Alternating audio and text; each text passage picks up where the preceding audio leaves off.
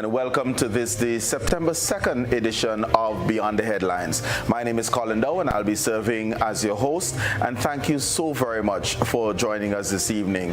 Whether you are listening via GBN Radio, looking at us on GBN TV or any of our social media platforms, thank you for having us part of your Monday evening. This evening we're going to get very techie. Last two Mondays we are discussing Carnival. We have moved past that and we're talking of artificial intelligence. And as we begin school, the use of and the possible uses of AI in education here in Grenada, but certainly projecting beyond that. And I have a big cast, relatively, but big in both in stature as well as in number. So I will ask them to introduce themselves. I'll move from my left and make that clockwise rotation, and they will also say names and portfolio, and we'll get into the discussions. You're up.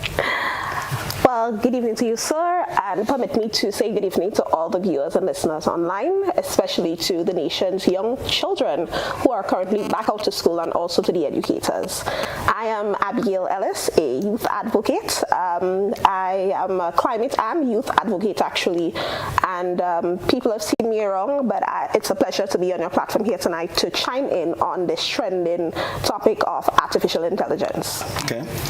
All right, so I'm Chad Fraser. I'm the CEO of Sonova, and we're a company that really specializes in using technology for business and for delivering value to people. AI is a topic that's very close to me. I am very excited about the prospects and the impact it could have, not only on business and organizations and governments, but also on education and the young people, especially those young people who may not have access to information and to the other means of learning. Sometimes education, many young people are deprived of the support, and so I think AI, and we'll learn more about it as we discuss, but I'm excited about the prospects of it and the impact it could have on education. Okay, excellent. Aria? All right, good night to the audience, the listeners and viewers. I am Maria Paul Phillip, an educator for the last 9 years, specifically teaching in the area of information technology. I am very, very passionate about technology and the way in which students can use it to create an opportunity, a future for themselves, and it's really an interesting topic. Thank you. Javon?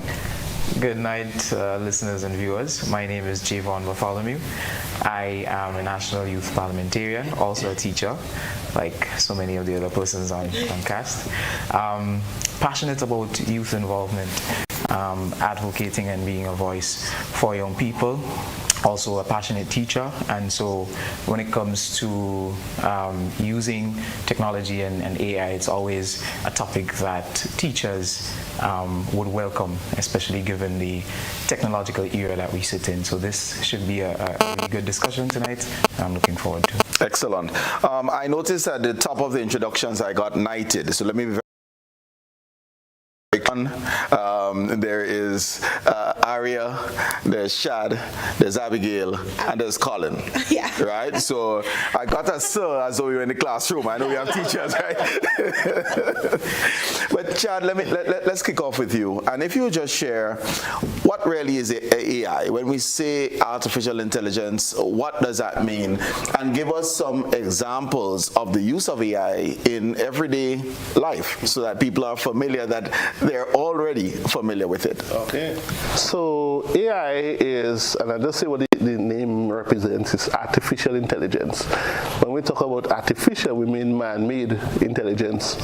As we know, there is biological intelligence that's God-given. That's what we are one of the few intelligent organisms. But how does it differ? I think that's a good angle to define it by. How does it differ from normal apps and normal computing that you would do?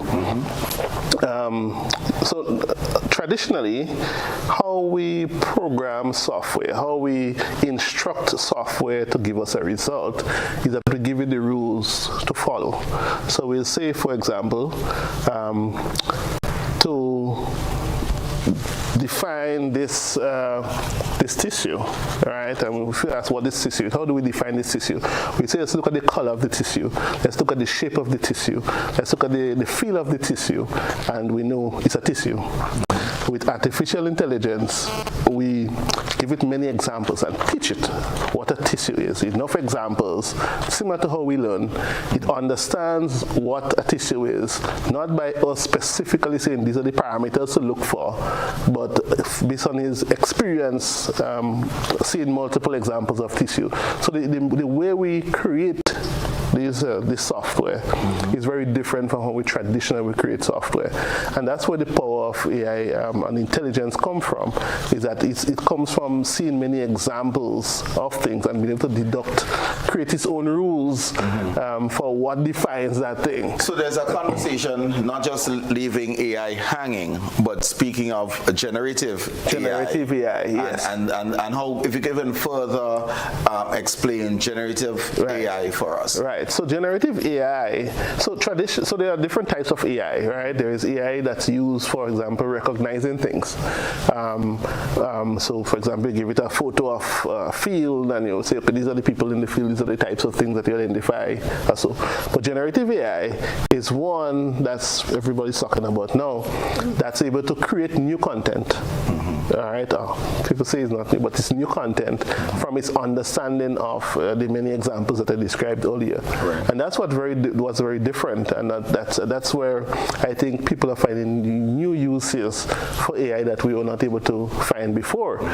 So generative AI, for example, is able to create new content, new written content, for example, and you're able to ask it, as most of us experience ChatGPT, to create letters, to write letters for us, to create essays. I guess that will come up again in the discussion with It is them, but right? Not that one. That's one, yeah. Right? But and also, you know, we believed back then that the creatives would have been the least affected, but now we see AI that's generated music, generative AI that's creating music, that's creating images, creating videos that are very realistic and so forth. And let me just ask and just open this up. Is there a fear of generative AI within our society? Is there a legitimate fear of generative AI within our society? And any of you can take that one on. Jawan? Yeah, I definitely think so. And I'm responding to this more so from a personal standpoint, because I'm definitely one of the persons who is still a bit skeptical about AI. All right. I know generally that there are a lot of people who are as well. I think mainly it comes from what social media and what the media has portrayed AI to be for a very long time. And a lot of times you've seen AI portrayed in the media, it has had a negative connotation, a negative meaning. So I think people fear that and fear what we have seen AI can do, and people generally, a lot of people are afraid of change. You know, are afraid of new things happening. You know, so it is legitimate. Right? I think it's warranted. You know, but I think what we need to do is educate people about AI.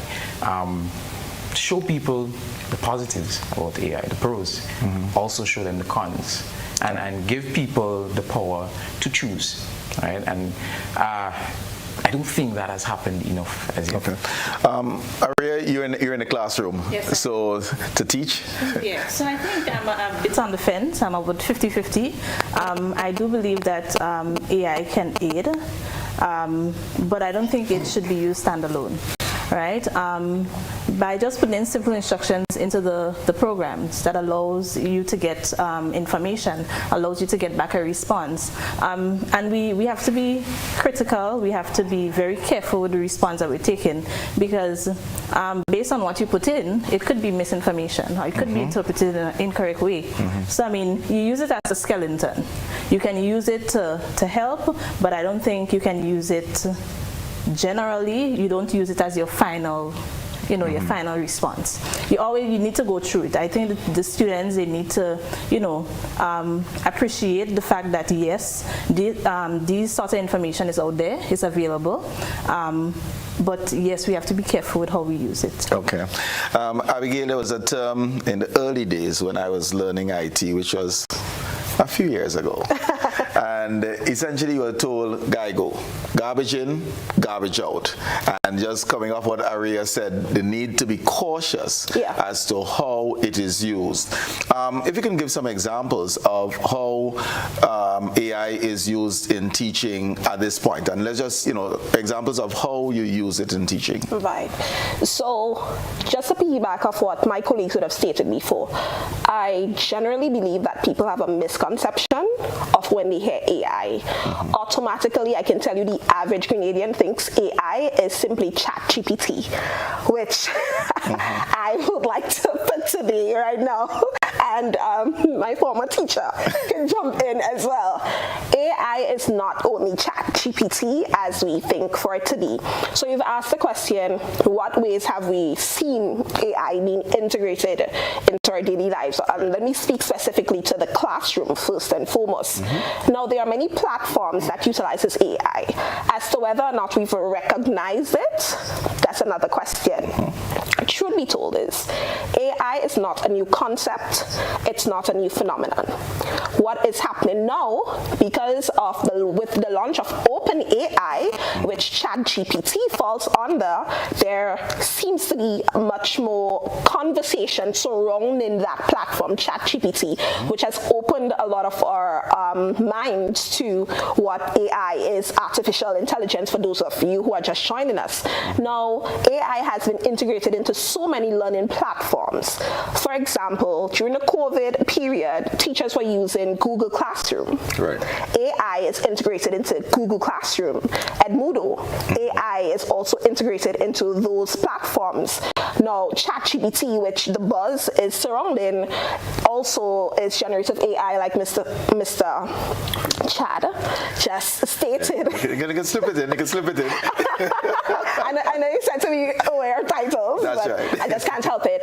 But you have ChatGPT, which seems to be a bit more common because people are a bit more comfortable with it. It's in use on the market, it's easy to use, etc. However, you have many other AI platforms. You have AI Prezi, which does presentations for you. And if we just wait till Google and Microsoft integrates AI into their emails, etc., I believe some of the companies have started. If you go into your email now, you would type an email and you would see a prompt. Would you like to polish? Would you like to formalize? Would you like to change? So their AI has been integrated. It's here. It's integrated into many different platforms. Whether or not we recognize it, it's a different. I think we only know one You're saying to me, concept. when I'm typing my paper and I see all of the red squigglies and the green squigglies, AI has been helping me long before ChatGPT came to prominence. AI has been prompting, it has been there long before ChatGPT, but like I said, with the launch of OpenAI, which ChatGPT falls under, there seems to be a buzz around it because it's the more prominent one on the market now. And of course, it's constantly being developed, and so we're going to be hearing more of the other platforms that comes from OpenAI and the makers of such. Okay. Chad, if we just jump into how can we use, and any of you actually, in terms of the educators, how have we been using, let's start there, AI to customize our delivery to our students? Well, I no longer teach. Right? So I can speak formally. That's it, formally. But what I've learned, and from my experience in teaching, one of the biggest challenges you have as a teacher is trying to come up with creative ideas for delivering content. Certain topics might be very technical. I remember when at one point I was teaching the Form 1s, and we had to teach the concept of RAM. recently graduating with a degree, understanding all the technicalities of RAM, trying to break it down for a Form 1 who have no previous knowledge of these big concepts, as a teacher can be very difficult. So I think one of the use cases I could see is having AI, and is very good at it, explaining a topic for different age groups. So you can say, okay, explain RAM in our case to a 12-year-old, and it would give you, and all that, give us a lesson plan.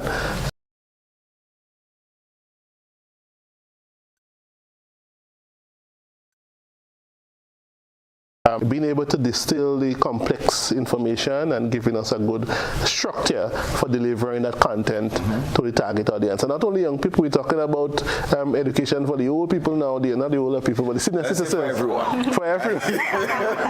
For everyone, right? You look across it. So, we have nowadays, we find a lot of our seniors are interested in those topics, right? They're using the technology too, and I think these are tools that could be used for really distilling that content down for them to be able to understand. Okay, if I may just add, in addition to what Mr. Fraser would have said, we use it, I use it per se, and it really opens up, a lot of opportunities for me as a teacher to learn from, because simple things like breaking down a topic for you, or maybe giving you an exercise that a student can relate at a particular age. And the good thing about it is that you can ask it for more prompts.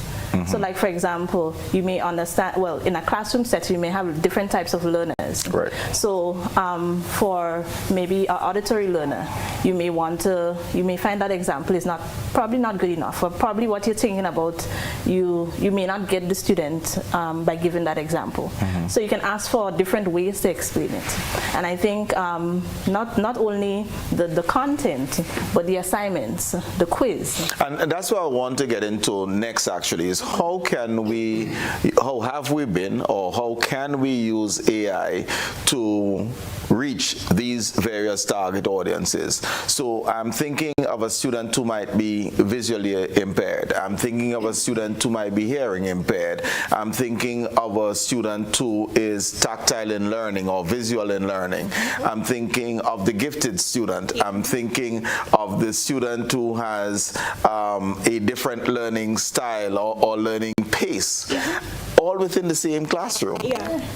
So it's difficult for teachers. And how have you been able to leverage, how can you leverage AI to reach this diverse population within your class? Yeah, and I mean, it's amazing because once you get to understand these platforms, once you give it the prompts, it would automatically... Do you have examples of platforms as you just... So ChatGPT is an example.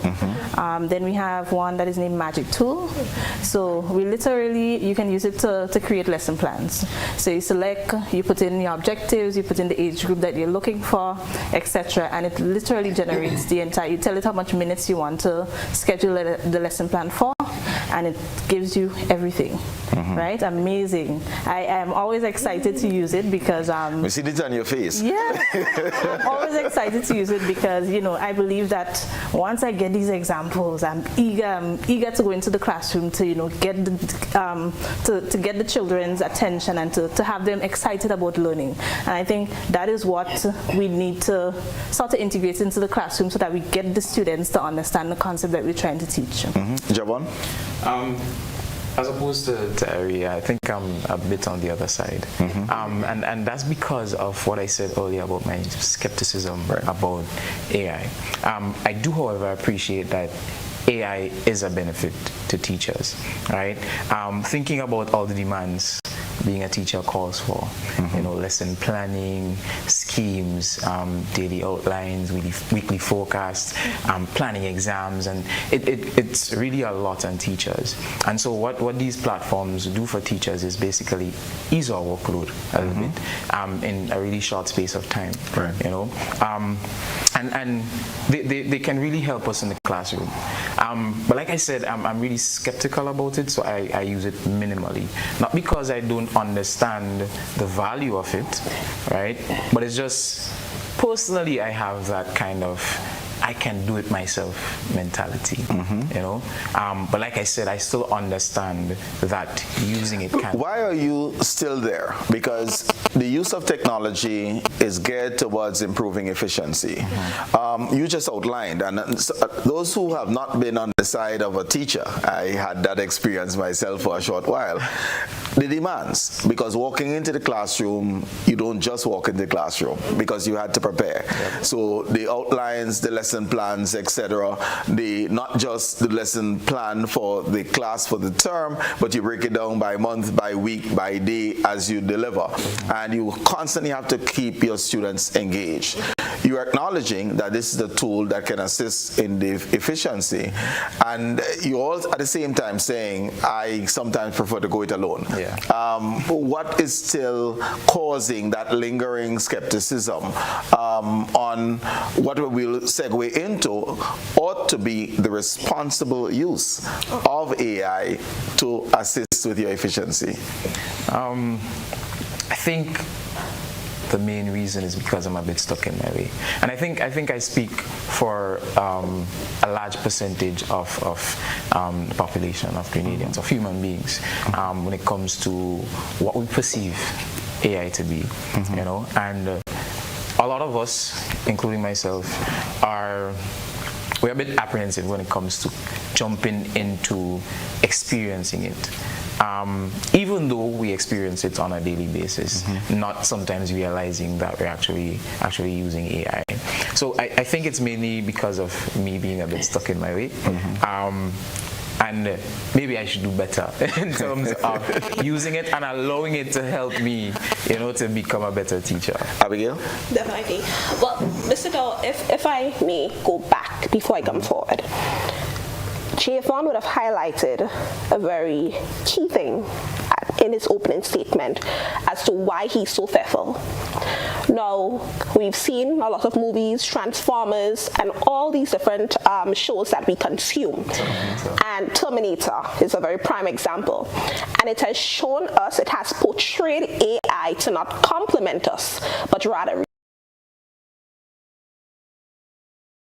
we were introduced to AI. You have a lot of people like Javon who is still a bit apprehensive about AI.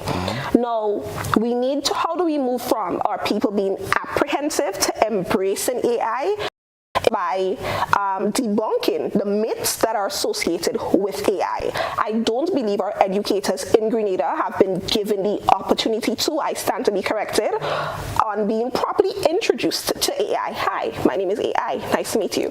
Right, I think it's being talked about, so it's coming at them very hard, very fast. And we have to recognize that teachers, just like students, learn at different pace, learn in different spaces, and so yes, we may be having consultations, or we probably would send laptops to the school, tablets to the school with these AI tools on it, but the teachers were never trained on how to use it. And so now they're feeling cornered, and I can understand that being a former teacher myself, especially for the senior teachers who did not grow up in such a technological era, they would be feeling very suffocated under that. And so we would not have AI being leveraged properly if we did not meet AI at a good first impression, let's just say, so to speak. And so now we need to move, what our system needs to do is to reintroduce AI, not just to our students, but to our teachers, because AI has been painted in such a negative light when we use it all the time. You are asking for some examples of how we use AI. I can tell you how I use AI in my job. So there's a software program called IBM SPSS, which deals with, if you deal with a lot of data sets, you'd be familiar with that, right? So that is how I use AI in my work. It helps me extrapolate a very large amount of data sets so that I'm able to narrow it down to get the information that I need. You have AI platform for students such as Duolingo. As a former Spanish teacher, I utilize Duolingo in the classroom all the time. I moved it made learning a bit fun. When you have programs like Kahoot. I'm not sure if you're familiar with Kahoot. I am familiar. Okay, you're familiar with I'm the games master. Okay, okay. So, nobody be testing my knowledge. probably might challenge you here tonight. But and again, that is another way in which AI can be utilized, can be leveraged in the classroom to move us away from catering from one spectrum of students and catering for the whole. So in order for us to be able to appreciate it, to leverage it to its maximum potential, I do believe that we will need to take a step backward before we move forward so that we can fully embrace everything AI has to offer. There is also, I think it's called Sparrow. There's a platform called Sparrow whereby teachers can utilize it to input their students' information into it. It will track their performance based on their subjects and produce personalized testing. Quizlet, pretty sure you're familiar with Quizlet as well. So I'm telling you all these platforms that you're already familiar with. Some teachers may not be familiar with these platforms, again, because of the way in which AI has been sold to them. So we need to do a better job ahead. We need to reselling AI and then taking them from a place where they're apprehensive to choosing which platform can I now integrate into my classroom that would best suit not just my students but myself, because it's a teacher-student interaction at the end of the day. Right. Chad, your work is business solutions, and let's just take up on Abigail's point. How do we reintroduce AI to the population? I believe AI has to be invisible, and that's my perspective. It has to be pervasive. It has to be integrated. Right now, we leave our tools and go to ChatGPT and go to other tools, so you know you're going to an AI tool. But I believe the future is one where AI is integrated as part of the tools that you normally use to do what you're doing. So that's how I envision it. That's how we've integrated. We have a platform called Saturn. That's how we've integrated AI into it. This is something that you would normally do. Now you can do it better using AI. I think that's where it's similar to other technology trends that pick up over the years. You would find the buzzwords, being the focus of the thing as opposed to the benefit it could deliver in the individual use cases. Correct. So I think we had to get beyond the buzzwords, get beyond AI, and really focus on tooling and tools and technology that could be used to aid what you're doing. And that's what AI is, it's a tool. I gave the example, we were having a discussion before the cameras, that before, same thing, getting information. Before we had the encyclopedias. I mean, I'm sure if I am old enough to know about these, right? But we had encyclopedias where you had from A to Z, you know, the world's knowledge, right? As much of the world's knowledge that could be contained within those books. And then when the internet came, right, and we still needed to get good, credible information. Needed those repositories of academic papers and so forth to get access to it. So it got a little better with the internet and with computers. And now with AI, it's getting even better, where now, you know, the information is already distilled and sorted and organized in a way that directly answers your query or directly delivers the value that you're trying to get from it. So I'm just saying it's a tool, and in business or in education, I think the future is one where the focus is not on the technology, but the focus is on the value it delivers. And similar to for education, I believe too, if we really focus on what we're trying to do with the young people, which is to educate them, and it could go a little further. Why are we educating them? We certainly get into that. You had a point you wanted to make? Yeah, I like where Chad went with what he just expressed. No, he expressed that AI is basically a tool, which it definitely is. But I think what we need to see AI mostly for is as a benefit to us, as an asset, as a help, as a friend. Something that would allow us, once used correctly, it's something that would help us do what we have to do more efficiently, right? And I think once we get to that point and we are able to see AI in that light and change our perspective on it, I think we'll be better able to first accept what AI is and integrate it into our daily lives, because it's here, right? And it's going to become more prevalent, so we might as well try to get to that point. AI as a tool to be integrated in order to improve our performance. Building this up because I'm going to take at the next part, because we're taking a break, and when I come back from the break, I want us to take up on just that, because responsible use I want to be our theme moving forward. Viewers and listeners, first break, we'll be right back.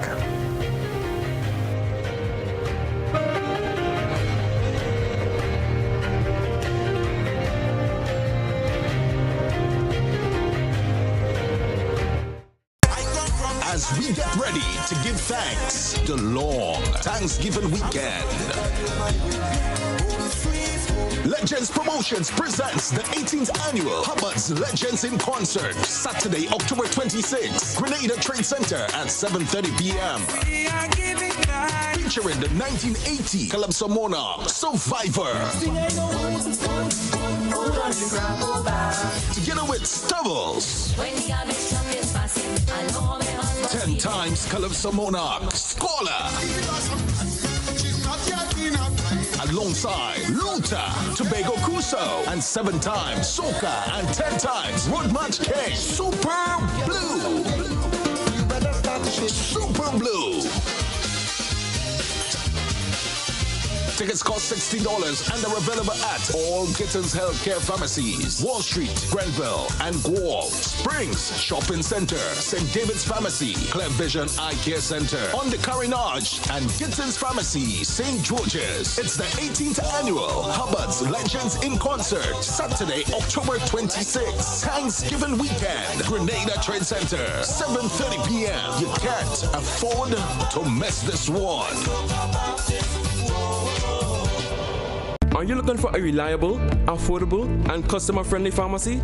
Look no further than Hills and Valley Pharmacy, the nation's leading healthcare products and services provider. We are committed to serving you at convenient locations. Find an extensive and affordable selection of prescription and over-the-counter drugs and medical supplies at Church Street, Hillsborough, Carriacou, Jubilee Street, Grenville, St. Andrew, near the bus terminal, and Halifax and Grenville Street, St. George. Our committed team is always available to offer valuable assistance for managing your health and wellness. Discover the additional benefits of our wholesale distribution on Halifax Street and our Medcare Center on Grenville Street, where we provide in-house physiotherapy, massage therapy, doctor consultations, and eye care services. Our commitment is to satisfy all your healthcare needs, including competitive prices, loyalty rewards, and special discounts for seniors. Contact us at 435-6904 and WhatsApp 535-4734. Choose Hills and Valley Pharmacy. Remember, your health is our business.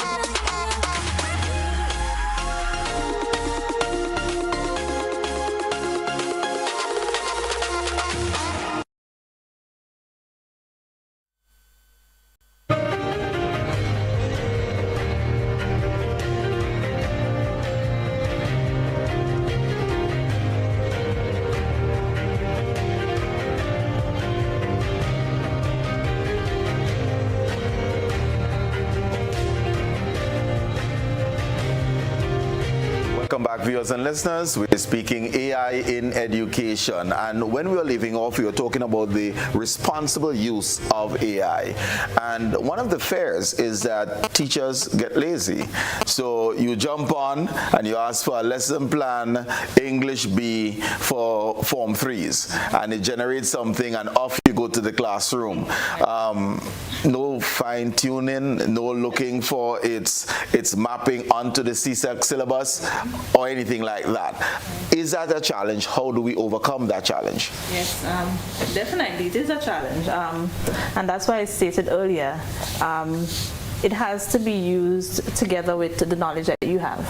So you don't just take anything that you get from it, but of course you need to fine-tune it to make sure that it makes sense, it matches up to the curriculum, it meets the objectives that you hope to achieve during your classroom. And I mean, we could look at it in two ways, because we look at it from a teacher's perspective, but we also need to look at it from a student's perspective, because usually sometimes you would get assignments handed in, and you know it's ChatGPT, you know it's AI generated, right? Because it's just the flow. Sometimes, you know, there's no connect. Sometimes you know the abilities of your students, right? So when you see information coming in, you need to really look at it to ensure that it is not just AI generated, but it has been fine-tuned, as you said, and of course you need to put your own spice into it, right, to make sure that it makes sense, it meets the objective that you hope to achieve within the classroom. Okay. Anything that you'd want to add? Yeah, I can certainly jump in. Now, as we're talking about it, and as we're coming back from the break, I just want to remind viewers and listeners that AI is not a replacement tool, but an enhancement tool, and I think we can all agree on that, because just based off the definition, you would recognize that AI is still a work in progress, as you would realize if you've ever interacted with it, particularly here in this conversation, ChatGPT. You might ask it for some facts on Grenada independence, and you might see it pull up something that you know for certain does not match or align with the history of Grenada, right? And so when it comes to AI in the classroom, I firmly believe that we would need to teach both our educators, like I've stated before, and our students the proper use of AI. Because I think when we're speaking about AI, we think we can post everything into, let's say, Canva, for example. If you've ever used Canva, Canva is one of the AI tools you use to do PowerPoint presentation. Beautiful app. I use this a lot.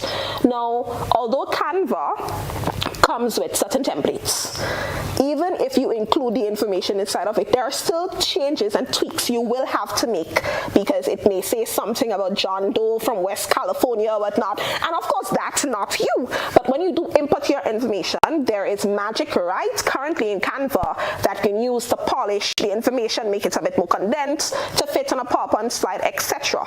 Beautiful. However, like I stated before, if we have no knowledge on how to use it, what the inputs are, so that you can get the outputs, then it makes absolutely no sense. And I think that's where that's a conversation we need to be having. How do we now train our educators? How do we now train our students? How do we now integrate AI into our curriculum that would seamlessly fall in line with our education system here in the Caribbean? A lot of times, a lot of these AI tools that I've interacted with, they don't fit the structure of what we do here in the Caribbean. A lot of times you ask them for information and it's totally clueless, right? So don't think clueless, it just pulls up the information faster. And so because that is the case, I now need to be taught on how to properly ask AI certain questions. And so that's where it still comes back down to people who think, well, you might be replaced as an educator. No, you would not, because the critical thinking skills are still needed in order to properly interact with these machines, with AI, etc.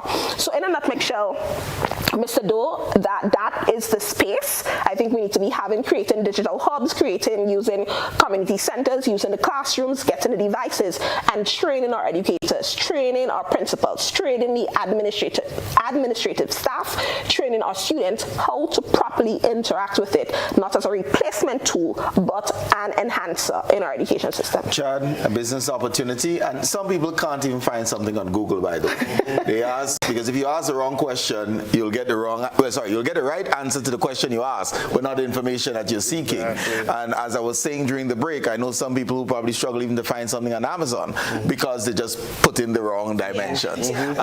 So let's try to get to how do we go about having this change in mindset? How do we go about engaging appropriately so that we can train individuals to use these tools properly? I think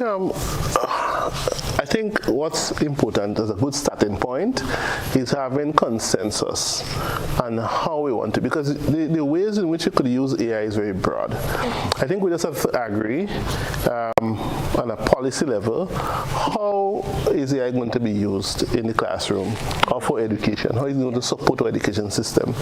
And we spoke about fine-tuning. That's why I believe some opportunities are present for fine-tuning those models. And fine-tuning is actually a thing where you could have it be specialized in a particular set of information or a particular style of communication or so.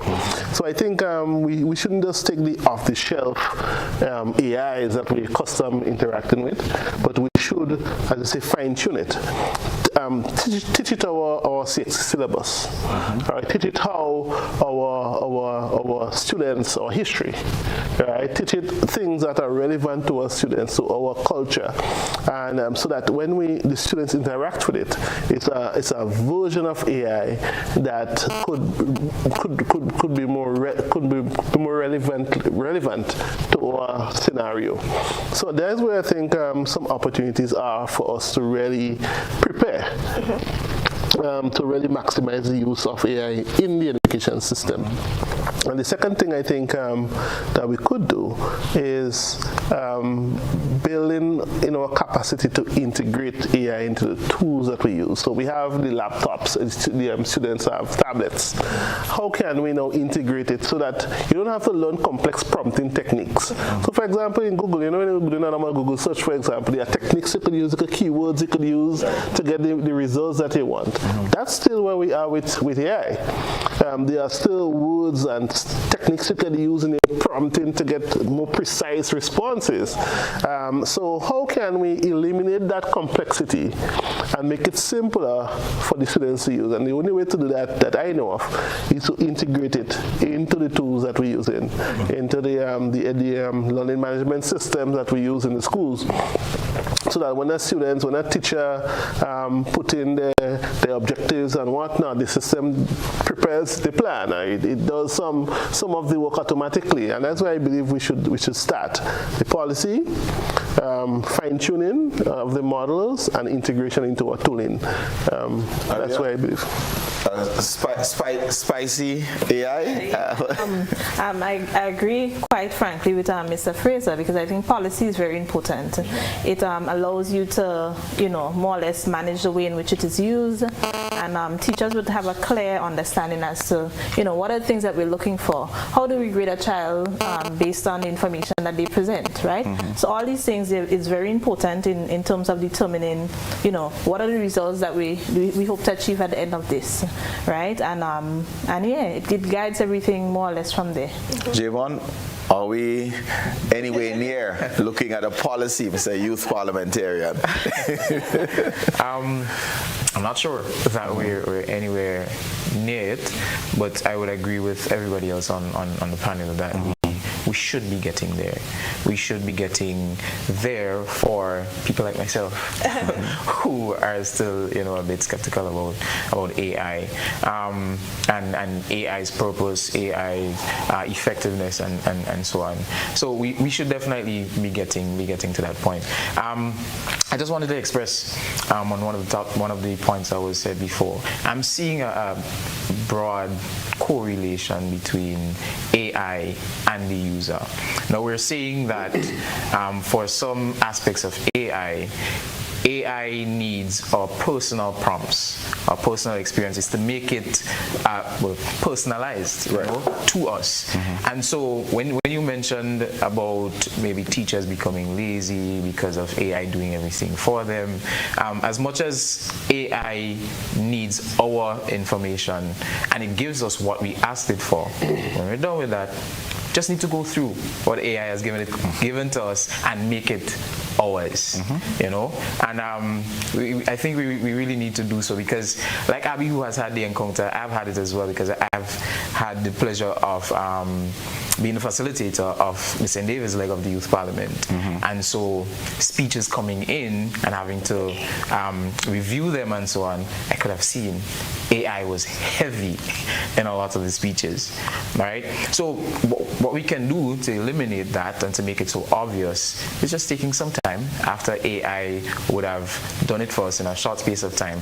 Take some time that you have saved through using AI and go through it, change up some of the words, make it sound like you. But is this something that we should encourage? Yes, ChatGPT can say, give me a speech on X, and it generates it. But this doesn't necessarily teach the student how to generate a speech. And therefore, you're basically eliminating yourself from the empowerment that you'll get through the creation and the ability to leverage that skill later on.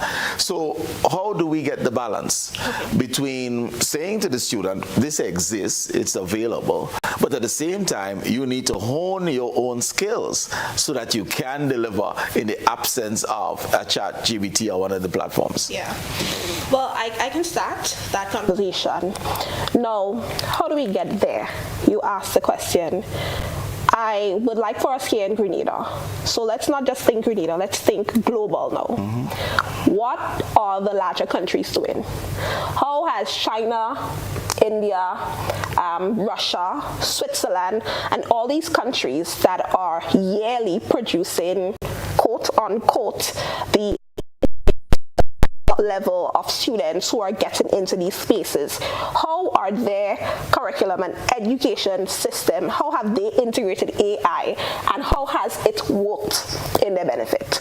Now, a lot of times when we speak about topics, we tend to see ourselves as the island, this little rock, or then the ocean, but when it comes to AI, we cannot be speaking about Grenada as in a box. Of course, everything needs to be tailored, but we need to look at the broader picture.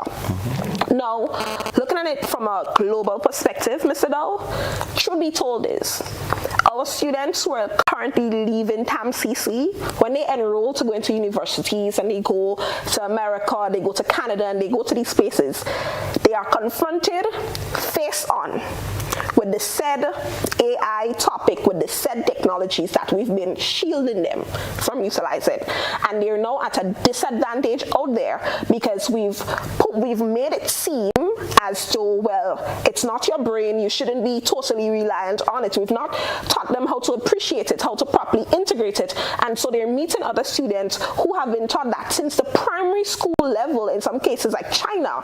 And so they're very versed in it, and we're now confronting it, and now we're 1,000 light years back, right? Now, in order to put all of this into perspective, I just want to speak on the 47th meeting that just went with the CARICOM heads of government, right?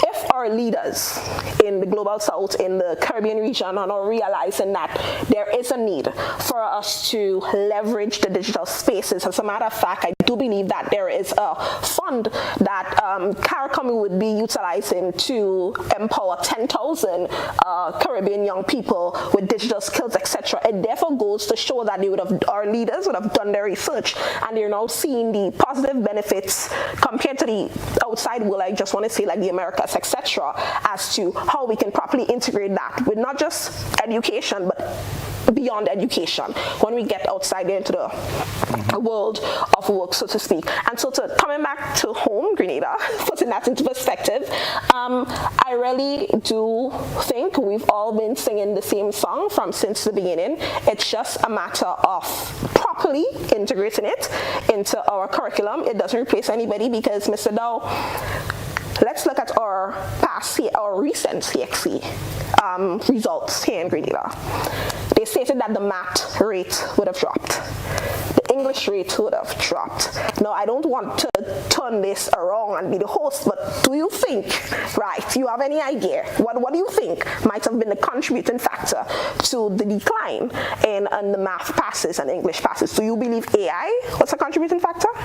Well, no, I certainly do not. So I'm now the guest on this one, and that's fine. But we have seen challenges in math and English for some time regionally. I think the math rate this year was somewhat 37% regionally, English at 74%. Yeah. And that has been there or thereabouts, if not lower, from time to time. And English has been a foreign language to Caribbean peoples for a long time, because I would argue culturally we have not embraced our own heritage, and we have not made the distinction between our colloquial language, which is a language in itself, and the English language that is used for business. If we had embraced, I would argue, our own heritage and culture, it would be easier to make the distinctions between the two. From a youngster, you learn the two languages, and you don't move between one and the other when having the same communication, because those are some of the challenges that we face. But just coming back to the idea of the CARICOM heads, we have spoken of information communication technology quite a bit, but yet still the jobs that we have sought out worldwide are the lower skilled jobs. So we have moved from the plantations on the fields outside to plantations in warehouses utilizing computers. But we have not advanced technologically, and we are not in that space occupying the higher level jobs when it comes to IT. And I hope that this new thrust will bring us to the top, as opposed to more plantation work for us. I mean, Chad, I know you must be frustrated in terms of the propositions and getting us there to compete for the higher end jobs. Yeah, I believe, and that's why it comes back to why we educating. I like to ask that all the time, right? To me, and I'm a technologist, I'm a creative, right? The purpose of education, in a large part, is to help, is to create solutions, is to solve problems, right? Whether it be problems with creating things like with labor, as we see, or solving higher level problems. So we're talking like what the doctors would do and the lawyers, and so we're solutions, right? And so when I look at what AI can do, right, in the space of education, I think on the issue around the students taking what's produced wholesale, I believe that this where AI comes in is in pushing. I think we need to push the level of problem solving that we're doing in schools. So now, for example, when we were manually doing calculations, right, with pen and paper, we're doing logs and so forth.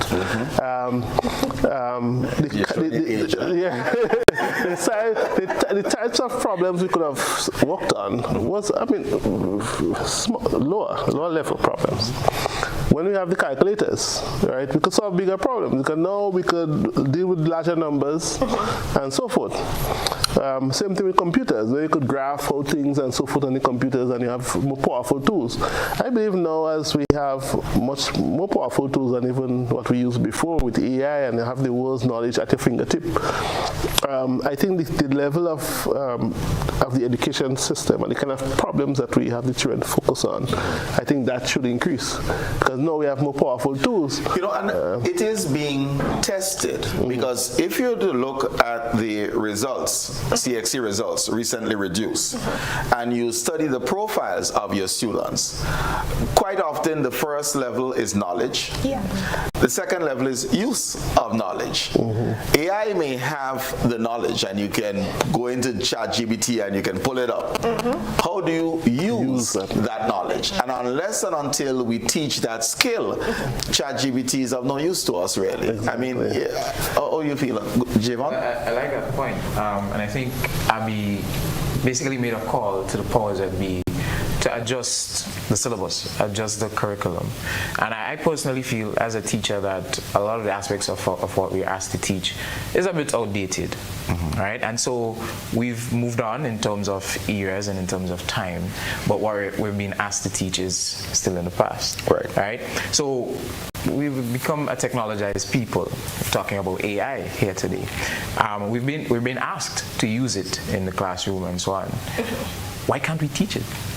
Why can't there be subjects that I can go to as a student to learn about this?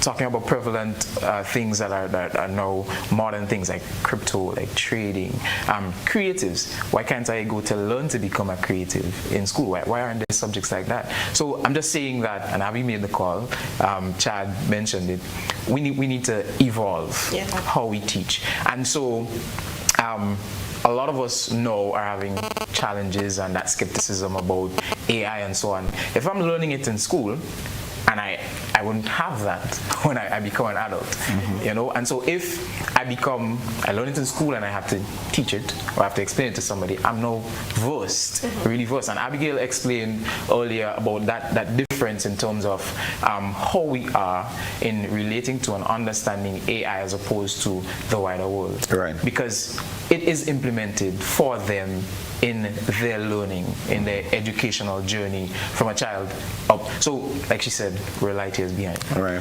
Aria, let's chat a little bit in terms of the uses of AI. How has it been used? Can it be used to, one, an example, administrative efficiency, two, the analysis of student performance, which ought to feed back in how you treat, how you teach that student. Right. So in terms of administrative processes, as was said earlier, AI has been there for a while. We just perhaps, may not have noticed it. In terms of the learning management platforms that we use, most of them, they are, they generate feedback. They give you analysis in terms of, difference in perhaps a grading system or difference in, or, maybe difference in a particular area or a particular subject where they recognize students may have done poorly on, or a subject or a topic where students would have done much better on. So, I mean, there's a lot that AI can do, and it has been there for a little while, and it is helping, but as we said, we need to be mindful and we need to educate. We need to be educated as to how to use it. We need to educate the students as to how to use it, and then it will have a ripple effect in terms of if we educate them as to how to use it properly. I believe that in the end we will see the ultimate benefit, the ultimate goal at the end of. Are we seeing the use of AI in analyzing student performances, for example? Are there, and maybe Javon mentioned the answer to this along with Abigail, but professional development for teachers as to how to appropriately incorporate AI in their preparation, in their delivery, in their assessment, in their feedback? Yeah, well, of course, professional development, we always try to incorporate the use of computer systems. We always have, the small bunch of teachers who are not willing to even try. We have those who are very excited about it, and we try to bridge a gap to get them to understand it. But at the end of the day, we cannot really force anybody. The most we can do is to tell them the benefits of it and to really allow them to, take it on step by step at their own pace so that they learn how to appreciate it more. Yeah, not directly adding, but there's another angle you could look at, which is AI itself being used as being the tutor for the students. I've seen an example from Khan Academy where, the AI was acting as a personal tutor. And then we have multimodality. And what we say multimodality, we mean AI now having a voice, being able to see, right? So it's beyond just text, right? And with AI being able to see, for example, I could imagine children, holding the device or sharing the screen with the AI and having the AI walk through a problem and even generating new problems to make sure that the child understands the concepts and so forth. And I've seen examples of these now, I'm not talking in the future, real examples where AI is actually able to be a personal tutor. I'm not too sure if you've seen the voice mode for the GPT-4, where it's expressive. It gives the students positive reinforcement. And all the techniques that we learn to apply as a teacher. Because I was looking at a recently published article, and the study was of I believe students in Australia, was math, and there was a comparison between a student who did the work on his own and sat the exam, student who was assisted by AI and then did the exam, and then one that had a group that had an AI tutor and did the exam. What was revealed that those who used AI to do their homework, etc., was performing about close to 20% above those who did the work on their own. Those who had a tutor, AI tutor, performed at 117%, I believe it was, better than those that did the work on their own. But interestingly, on the actual exam, those that did their work alone outperformed those that used AI to assist them with the homework, and as well as those who had the tutor. So it goes back to the need for teaching those critical thinking skills, because unless and until the student acquires those, at the end of the day, in the exam and in the real world, you got to be able to do it. Yeah. And if I may just come in, it's not just critical thinking. One of the aspects I do believe we need to address as a nation is literacy. This is going to play a very big part in how we compute AI, in how AI is also integrated. There has been a clarion call for literacy classes to be held, not just for our students in school, but actually for adults as well. A very large percentage of our population here in Grenada are below average on the literacy level. I have, as a former educator, well, they say once a teacher, always a teacher. But once being in the classroom, I've had to, and mind you, a foreign language. So we're moving away from your language, English, to now a whole other language. Well, the familiar foreign language to a foreign language, right? So we're moving away from that. And I've seen students struggle. I know there's a lot of teachers who they're going back into the classroom this September, and this is also going to be their same plight. They're going to be struggling with a lot of students who have on the line medical needs, and this also too, sir, needs to be addressed in tandem with literacy, which is also going to play a role with AI.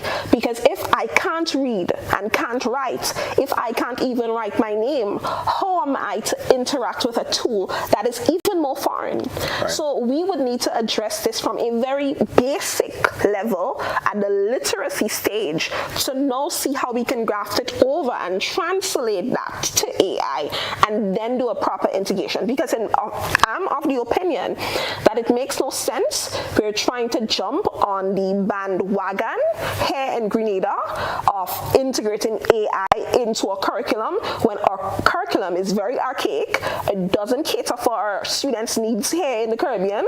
We've seen it because we're currently now trying to change our history books and whatnot. So we understand that the system, the curriculum is very outdated. So I think we need to start with all of these things, revamp our education system, and then try to integrate it, because what you would have is two extremes. You would have a very outdated curricula, new technology, and you would have that clash. Right. And it seems that you're suggesting that reading, writing, and arithmetic still remains the fundamentals. The communication through reading, writing, the reasoning through arithmetic is critically important for us to be successful. And without that, we'll be challenged. Yeah. And just in response to this, because I'm also thinking, I'm going to go back to the math and English again as you are speaking, is if our levels of education, so the same teachers today came from the poor English and math system of yesteryear, and they're now the teachers, what are they imparting? What can they impart, in all honesty? But Javon, you had a point to make. Yeah, I just wanted to touch on that bit of stat that you gave a while ago with the students who studied by themselves and those who used the AI and AI tutors and so on. I guess I can relate to that a lot because remember I said I'm one of the persons who I can do it myself mentality. It just shows that, and that's something I believe in holistically, that learning is being able to use the basics, the formula, and use it in situations that you weren't taught initially, you know, and that's effective learning. And so what it showed there is that when AI was involved to an extent, there maybe was not effective learning taking place. So what we need to ensure is that we have the basics, we have the formulas that we can use, and so we have that better understanding. And so with that and with the use of AI, it's used more effectively. Right. Okay. And let me imagine in a classroom, you brought the idea that we have learners who might be visual learners, you have learners who, and we have students who may not understand in the class, and they may not indicate that they didn't understand certain topics because of the way maybe they would feel.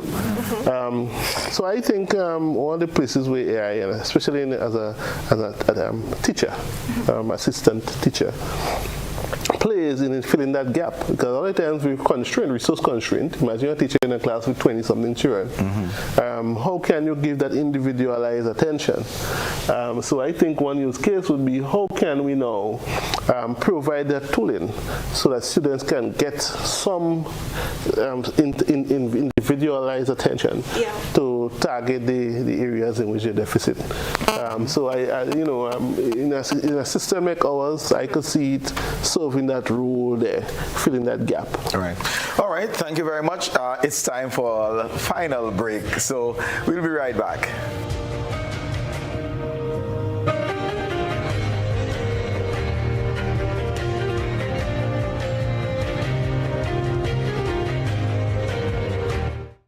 Grenada, get ready. A new season of the Grenleg Debates is coming. Informative, impromptu, bright young minds sparking powerful ideas. Tune in.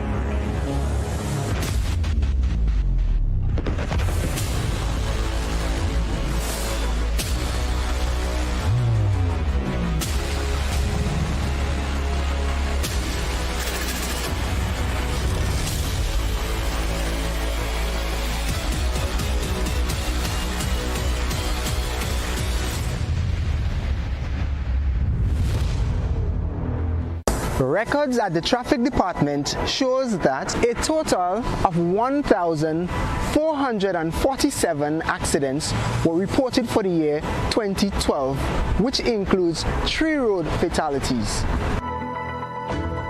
2,946 accidents were reported for the year 2022, which includes 8 road fatalities. This is a significant increase of 104%. This is alarming.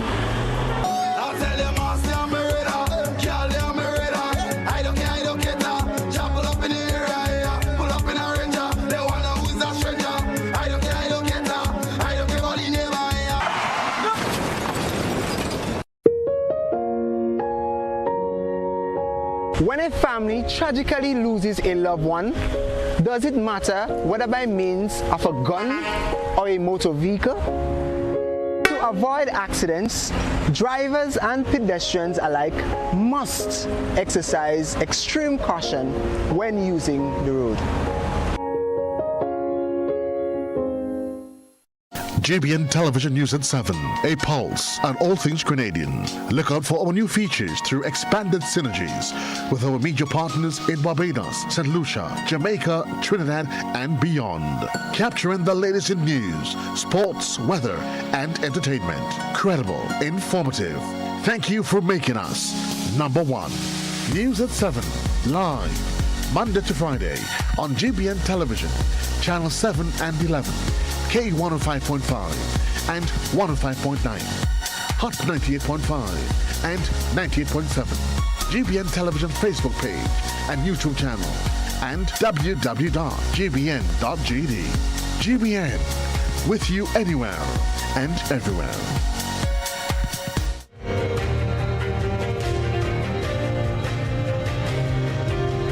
Welcome back, viewers and listeners. It's AI in education. We're going at it.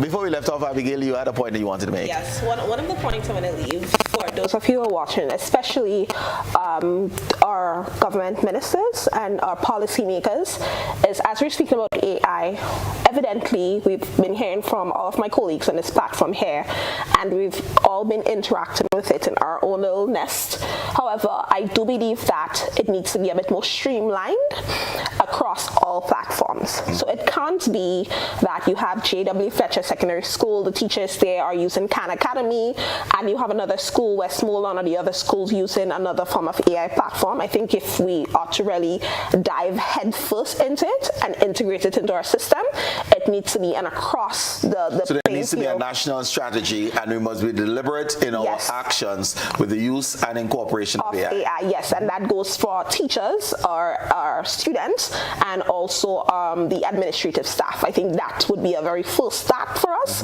before we go out testing, because as you've heard, there's a lot of different AI tools, and a lot has not been mentioned, primarily because, you know, if we mention it, who would really know about it?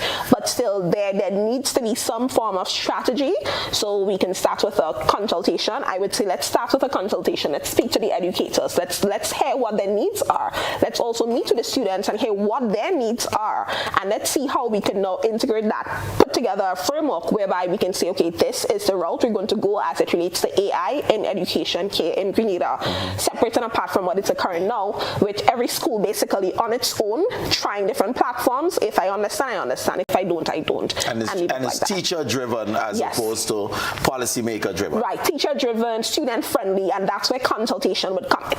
Because you would hear from multiple stakeholders, you would hear especially from our students who would be the receivers of it, and the teachers who would be the one teaching the students. Aria, what are some of the things that we need to protect our students from if they are to learn how to, one, responsibly use AI and navigate away from some of the dangers that comes with it? Well, just like everything else, we'd have pros and cons, right? And as much as AI is good, there are some drawbacks. So in terms of misinformation, in terms of privacy, because when you ask AI questions, or when you put in sensitive data, it not only gives you a response, but it takes that data and it saves it in the database. So guess what? When somebody else is maybe using the same AI platform, and they're asking perhaps a similar question, your response that you put in, they may take it and give an output again. Right. So we have to be careful in terms of privacy. We have to be careful in terms of, misinformation, because as we were speaking about earlier, if you don't put in the right prompt, you don't get the right answer to the question that you're asking. In terms of copyright, so copyright is another thing that we need to be very careful about, because what we realize is that those platforms, they are taking information from online, because they're just pulling from that database. So it could be copyright material, right, which can have legal implications. So we have to be very careful with how we treat that data, right? So there are a lot of things that we can look at in terms of challenges. So we need to always, I think education is a key factor, right? Educating the students how to use it, what are some of the challenges associated with it, and having them use it, and as I said earlier, not as your final product, but a skeleton. Do our students, let's stick to the secondary system, do they understand what plagiarism is and how to guard against innocently sometimes being, plagiarizing others' work? I'm not even going to the person who deliberately attempts to use ChatGPT and just send in something now. Just understanding plagiarism. Is this one of the things that we should teach our students so that they learn how to responsibly use this tool, Javon? I don't think they do, to answer directly to your question. Innocently though, and so yes, it's definitely something that we should teach, because plagiarism is a big deal. It's a big thing. We should not, and a lot of students are not aware of how big of a deal it is. And so as a child, as a student in school, you're thinking, how can I get this done in the easiest way, the quickest way, but still get what I'm looking for, and so that I can submit to get a mark. At the end of the day, if I'm getting it wholesale from somebody who already did it, I'll take it, not understanding that I should not do that. Right. And I should take it, use it, and make it mine, as Arya mentioned. So yes, it's a big deal and it should be taught. Yeah. So contrary to Javon, I do believe our students know what plagiarism is. And I want to move away from ChatGPT because it's not the only form of AI that is being used in order to obtain data or information whenever you're doing your research papers or writing essays, whatever it may be doing, SBAs for example. Right. Now, we've said to this, I could say this morning, we've said earlier on tonight that Google, Microsoft, and a lot of different search engines have integrated AI into their platforms. Now, in schools, I know one of the things when I was an English teacher, I no longer teach English, is that students do know what belongs to them as in work and what's not theirs, as in it definitely does not belong to you. Right. And it's something that teachers pound. With or without ChatGPT, students do have an awareness of what plagiarism is. However, I've seen before ChatGPT got on the block, students were a bit, I want to use a term here, safely lazy. As they get the information, that's how they write it. They pull it from the internet, they went to research the history of Grenada, whatever they get, they put it like that. They're not sitting down with the material, interacting with the information, pulling out what is needed, reword it, rephrase it, and these are all skills that are taught in the classroom when interacting with anything that you get from a source that is not primarily yours. Which is inclusive of citations. Right, which is inclusive of citations. So I do believe that is an understanding. However, as it relates, as we're speaking about AI and more so ChatGPT and plagiarism, I just believe that that is one of the cons of AI, the over-reliance of how quickly they get the information. And so again, remember before, if you were pulling it out from Google, it would take you 5 minutes. I would still write on exactly what I got. No, I'm getting it from ChatGPT in 3 seconds. I'm still writing it down as I get it. And so what needs to be taught, again, we're going back to properly integrating ChatGPT and AI. It's teaching students how they interact with the bulk information they get. How can you chop it down, dissect it, use what is needed, citation like you just mentioned, Mr. Dowe, and properly present it as something that now belongs to you. Right. 440-1252, that's the number if you want to contribute to the conversation. AI in the face of education. Chad, I see you have something to make, but I want us also to recognize that you could get caught with plagiarism because there are programs like Turnitin, etc., that likewise the teacher can just put that in and say, yo, it's not your work. One thing to note for students, for academic purposes, AI should not be used as a source of information. I think where it shines in those settings is as a source, as a reasoning engine, as a way to organize thought and organize information. So one way... We do have our first caller, so let's take that caller. Good evening, caller. Welcome. How are you doing, sir? Very well. All right. So to the last question you asked in terms of the pitfalls when it comes to students and the use of AI, there are a couple things I have not heard. So one, I think we need to guard against not developing your voice or even using your voice. So AI can help you to get the assignment done, but what it generates is not going to be in your voice, your style, and you want that. So when you present the paper and you have to explain it or discuss it, there isn't a disconnect between what you handed in and how you articulate yourself and the information and so forth. So I think that is important. I think students also need to be mindful that generative AI, once you use it in the same platform, it is going to spit out identical bits of information across multiple userships, if I could use that word, right? Where if we put in the same question, even though we may prompt differently, there is a high likelihood that John is going to have an answer with a passage in there, a portion in there that Jane has. Now, when that is handed in, I think the teacher will want to know how two students working independently have the same thing and there is no citation there. And we have to understand that hallucination is a serious thing where the AIs, they do spit out stuff that is inaccurate. They'll give you citation for books that do not exist. Now, on the positive side, when you look at what we've been doing, I taught for 13 years. I'm no longer active in the classroom, but I still consider myself a teacher. I used to tell students, hey, go look at this YouTube video to reinforce whatever the concept was that was taught in the class. Now, the issue with that is if the child does not understand part of that video, they can't ask the YouTuber, explain that, but they can ask the AI, hey, I did not understand step 3 in adding these two fractions together, and it can explain it. So I think when it comes to reinforcing certain concepts, getting them to understand, yes, and the only way they'll be able to use it by ensuring that at least they're familiar with it. I love Gemini. Gemini is my new AI girlfriend.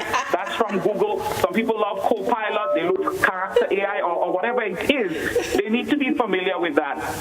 And I think finally, in the absence of a policy, we have to look at changing how we evaluate or assess our students. Lazy teaching right now is going to hurt both the teachers and the students. Because if all you're doing is just giving knowledge-based questions and they just go and they print something and bring it back, at the end of the day, they can get perfect scores, but they do not know anything. So we need to change how we test knowledge, how we interact with our students and so forth. And I think, we're in a good place. I'm excited, and I think, we're moving. Thank you very much. Thank you very much for that contribution, caller.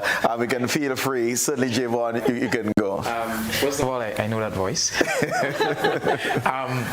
Secondly, I just want to touch on the first point that he made. I think we've been talking about that for the entire time.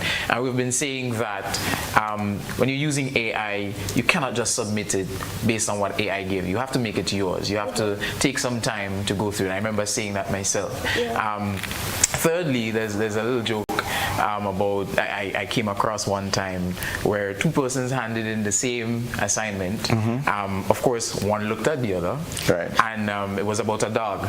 And the next person said, you know what, we have the same dog. So we have the same information. It will be the same answer. Exactly. But I think we touched on a number of the things that caller would have mentioned. I want to do a quick exercise. That's what we are, you and I. The cow, you'd complete it, right? The cow jumped over the moon. The cat is by the... I don't know that one. Anybody? The river? Okay, so this is hallucination there. right? So AI completes the statement or the thought. Right. All right. When it can't find, when it can't think, hold your thought, because we have another caller. Good evening. Go ahead. Hi. Good evening. Good evening. Wonderful discourse. I'd like to refer to that scenario that you spoke about the comparison between those who use AI and those who are taught. And one thing I picked up from that is, first of all, as teachers, the main aim of learning is changing behavior. If behavior hasn't changed, the person has not learned. So irrespective of the number of correct answers somebody puts down or the high scores they get, unless you have impacted their behavior, you have not really taught them anything. And it shows that there is a little gap there that has to be filled between just allowing them, enabling them to put out correct answers. It also shows the importance of human interaction. The tone, the mood, the inspiration, the motivation of another person. So if we use that totally impersonal process of trying to teach, we may end up being shortchanged on some of the finer human elements of teaching.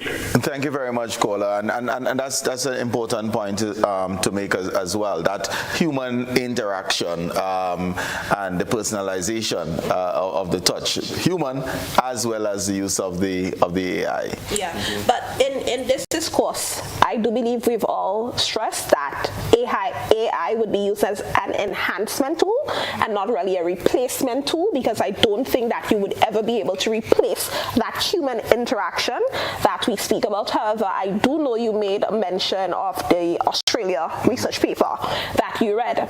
And again, one of the questions I think I had to ask you at that time, but it slipped, it's that standardized testing that is currently being done. Evidently, we've recognized that people learn differently. And of course, the caller just speak about behavioral changes. So yes, I may be a student who is good at regurgitating, does not mean I've learned. And I've seen that happen a lot. So I've met students who they're able to ace an exam. At a particular time, I was taking a course and I thought I was dunce, because that student, they got all A's and I'm done with my B+. And I'm like, well, what's happening? When we got to the field and time to apply the practical knowledge, then you get to realize that person was they were able to retain the information and write it back on paper, but the application aspect of it wasn't there. I study results. Yeah. That's what I do in my day-to-day activities. Yeah. So for English language, it is not uncommon to see A for ideas, C for expression, grade 3. Ideas are there. The ability to express is a problem. Yeah. You see knowledge, A, B. Application of knowledge, D, grade 3. Yeah. So that second aspect, English language, the expression, other subjects, the use of the knowledge, is the important skill, I will argue, if one wants to excel, not just on the exam, but in the application, in the field, as you're pointing out. Yeah, and that comes back to the how. Now, of course, in your field, and we all know there are different types of questions. There are open-ended questions, there are closed-ended questions. Now, that's where the application aspect come in with the interaction of AI. What type of question are you now asking AI? Now, I listened to a TED Talk recently, and the speaker was saying... and we have another caller, so let's squeeze this caller in. Good evening, caller, and welcome. Yeah, good night, welcome. I have a comment on teaching mathematics, all right? I think you have to relate the formulas to the application of mathematics, right? I think I'm observing Grenada that is noticeably absent. All right. Number 2, as it relates to using a calculator, if you want to do grafting calculation, you need at the very basic, like a tier 82 calculator. So, for example, you may ask to do something graphically. That itself would correct you. So it has to be, the process of teaching math must be looked at again, all right? Because the essence of math is the application solution to life and its problems, right? So don't look at it in the abstraction. Look at it where it can be used. Let me give a good example. For example, you may have a congestion problem on the carriage with maybe buses or vehicles. You have to go back to the drawing board and the students say, look, guys, how is this solve the problem mathematically? See what I'm saying? So they will search through the database of maybe applications and come up with one which would obviously suit this situation, okay? Thank you very much for that, I think that would probably... Yes, thank you very much. And the caller was making the relevance of education is I'll sum up the caller's point, especially in something that can be conceived to be abstract, mathematics. Yeah. And it is important that the students are able to relate. And similarly in teaching area, information technology, I know that would be one of your constant challenges, making sure that the subject that you're teaching is relatable. Yeah, and of course, and ensuring that the students get the concept and they're able to more or less use it to produce what we hope they would produce at the end. Right. Because as we said, we don't want to just we don't want them to be students that are just going to use the knowledge just to spit it back out to us, right? We want to have application. So when we teach, we expect for you to learn something or for you to apply it in some other way so that we know that you understand fully. Okay. And just time is upon us, so I will give you each an opportunity to have some closing comments, but I want us to at least make mention as to how we can close the divide and ensure equity through AI. But Javon, you get to kick off in your closing comments. But as it stands now, and I think Abigail gave examples of different schools, different teachers, there are gaps, socioeconomic, geographical, the larger territories versus small island developing states like ourselves. How can we use AI in order to bridge those gaps? Well, in terms of bridging those gaps in a simple way, educating, basically, and we've said it a lot tonight. I would have mentioned that at the very beginning and throughout the show that I'm one of the persons who are a bit skeptical about using AI, and so to help bridge those gaps, educate. Teach people about AI, about the pros. Teach them also about the cons. What was the good aspects, what's the bad aspects. Empower people to be able to have their own thought on AI and kind of sift through and decide for themselves with that knowledge that you would have given to them, that empowerment, what I want to use and what I can use to allow AI to empower me, to benefit me, to maybe do work efficiently. And so, educating will definitely be the first step in bridging some of those gaps. Okay, Aria? All right. I think we need to focus a lot on the policies, and I would also stress upon the need to educate, because, of course, we want to impact students. We want to ensure that the information that we are disseminated, that they learn and they can actually use it, apply it in their own little way, whatever they hope to achieve. And I believe once we get to the point, because really and truly we cannot get away from AI. It's just going to get better and better every year. And we need to be at a point where we appreciate it, at a point where we educate our students so that they use it properly, and to a point where we can help the students so that we create the opportunity for them to get the jobs that make the money. Right. Yeah, the high paying jobs. Right. So you talk about high paying jobs and then we go to Chad. Yeah. So there is the student using it properly, there are the teachers using it properly, and I believe also the system should use it properly. All right. So what do we mean by that? I think AI from a system standpoint, the system using it properly should be tailored for our system. All right, it should be integrated into our tooling, and we should design how we want our students to interact with the AI, design into the system. In other words, like I'll give the example of Khan Academy, where they design the AI to not give the student the answer, right? And because it's a teaching AI, so the student could learn. So we have to fine-tune and build the tooling so that the AI is used to achieve the results that we want it to achieve, and that is really educating our students and giving them the tools that they need to educate themselves, not to just regurgitate and give us answers. Right. Yeah. Abigail? Yeah, well, like I've said before, I do believe that there needs to be a national plan. And that plan would encompass education, like Javon would have said. It would include policy, like Ariel would have said, and it would also take into consideration a point that Mr. Chad just mentioned. That we ought to be very strategic with how we look at AI. Again, it's all about perspective, Mr. Dowe. Whether or not we want to see ourselves as a little rock in the Caribbean, or are we going to see ourselves as the global competitors with the countries that have already been advancing in the whole AI scene? And that, with perspective, with knowing where we at, we would now know where we need to go.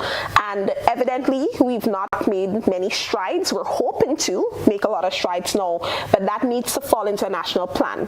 The Grenadian people would need to know this is where we at when it comes to AI in education, this is where we want to go, and this is how we're going to get there. But we can't just get there from just a policy making level with the upper ups making a decision. We would need consultation with all stakeholders, including our students, who would be the beneficiaries of this movement that we're now trying to create here in Grenada. And I believe an all-inclusive stakeholder consultation with our academics, with our students, and everybody who has interest in this area, with our tech people, like Mr. Chad, would definitely put us on the right path in terms of charting a way forward. We've heard our Prime Minister in his closing remarks at the last CARICOM meeting of the aim to do the digital resilience program. OECS also is launching, they're having an AI summit in Miami. I believe it's October 3rd to 5th. And so we're seeing that the Caribbean is already making strides. So this is how I believe we should start, do up that national plan, do a draft, get all stakeholders on board, and we can chart the course together. Not just you chatting for me, but we chatting together, and thus the entire country moves forward in that trajectory. Abigail, Chad, Aria, Javon, thank you all so very much for a very enlightening discussion. It was really an enjoyable discussion. And to you, our listeners and viewers, for spending the last 93 minutes of your Monday evening with us. It was an absolute pleasure. In summary, AI is here. We need to embrace change, but like with everything else, we need to act responsibly. We need to be strategic and deliberate in our actions. If I'm to put everything in a nutmeg shell, as it was, I'm borrowing one of Abigail's phrases. Thank you so very much for joining us. Take good care of yourselves. My name is Colin Dowe, and I look forward to being with you again in 6 days, 22 and a half hours. Have a good night.